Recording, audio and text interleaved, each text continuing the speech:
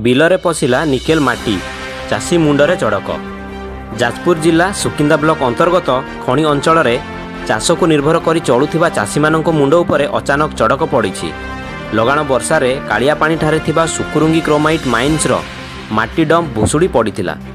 ଏହାର ପ୍ରଭାବରେ ମାଟି ଡମ୍ପ ଉପରେ ଥିବା କ୍ରୋମାଇଟ୍ ମିଶ୍ରିତ ବିଷାକ୍ତ ନିକେଲ କାଦୁଅ ପାଣି ଡମଶାଳ ନାଳକୁ ବୋହି ଯାଇଥିଲା।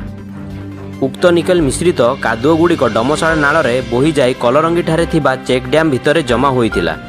ଉକ୍ତ ଚେକ୍ ଡ୍ୟାମ୍ରୁ କେନାଲ ଯୋଗେ ଜଳସେଚନ କରୁଥିବା 1 ନମ୍ବର, 2 ନମ୍ବର ଏବଂ 3 ନମ୍ବର ପେଟି କେନାଲ ଦେଇ ଯାଇଥିବା ନିକେଲ ପାଣି କଲରଙ୍ଗି ଗ୍ରାମର ଧନୁର୍ଜୟ ମହାନ୍ତ, ଶିରାପାଣି ମହାନ୍ତ, ଶ୍ରୀକାନ୍ତ ମହାନ୍ତ, ଯୁଧିଷ୍ଠିର ମହାନ୍ତ, ସିଂଗ୍ରାଇ ସୋରେନ, ଶିବ ମହାନ୍ତ, କାଳନ୍ଦୀ ଦେହୁରୀ, ଅଶୋକ ଦେହୁରୀ ଏଭଳି ଅନେକ ଚାଷୀଙ୍କ ଧାନ ବିଲରେ ସେହି କାଦୁଅ ପାଣି ମାଡ଼ି ଯାଇଥିଲା। ଏହି ସମୟରେ ଯଦି ନିକେଲ ମାଟି ବିଲରେ ମାଡ଼ିଯାଏ ତେବେ ଧାନ ଫସଲ ନଷ୍ଟ ହୋଇଯିବ, ଏଥିରେ ସନ୍ଦେହ ନାହିଁ।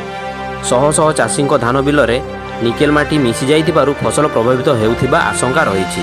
ଯାଜପୁର ଜିଲ୍ଲା ପ୍ରତିନିଧି ସୁନୀଲ ମହାନ୍ତଙ୍କ ରିପୋର୍ଟ, G9 ଓଡ଼ିଆ।